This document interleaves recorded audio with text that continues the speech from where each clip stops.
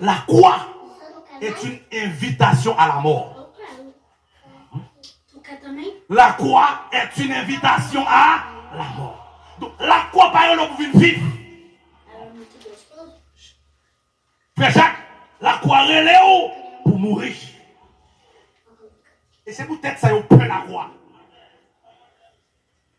La croix relève pour mourir. Les parents pour venir dans le confort. Non, non. La croix, par exemple, pour jouir. Non. Les relève pour mourir. Genèse chapitre 2, verset 20. J'ai été crucifié avec Christ. Si je vis, ce n'est plus moi qui vis, mais c'est... Ok, attendez bien.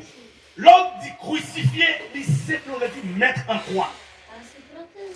Crucifié, simplement. Il me dit mettre en croix. C'est mourir, c'est supplice de la croix. L'apôtre Paul dit, j'ai été crucifié. Pas oublié, non? Jésus t'a crucifié littéralement à Golgotha. L'apôtre Paul, ça te présente. Est-ce que là, l'apôtre Paul n'était pas présent lorsque Jésus-Christ l'était crucifié. Cependant, le Galates 2, verset 20, il dit, j'ai été crucifié. C'est pur et simplement spirituel. Maintenant, l'elfine crucifié à la croix, il dit maintenant, si je vis, ce n'est plus moi qui vis, c'est Christ. Ça veut dire qui ça? Si pas de croix pour crucifier, pas de quelle possibilité pour Christ vivre dans vous. Vous ne pas comprendre dans l'église là.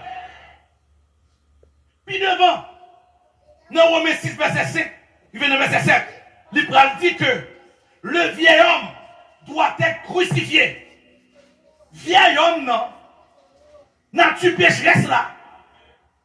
Est-ce qu'on l'a? Ismaël là. Gina. Est-ce qu'on l'a? Est-ce qu'elle a même bien aimé?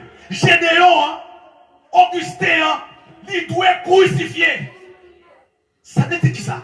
Si vieil homme, non, il n'est pas crucifié, il est impossible pour Christ vivre dans vous. Parce que c'est l'offre crucifié avec elle. On va dire, si je vis, ce n'est plus moi qui vis, mais c'est Christ qui vit en moi. Maintenant, l'évangile qui prêche pas la croix la donne. Vous faites passer. Mon ne toujours vivre dans le même état péché. D'où son parole anesthésie.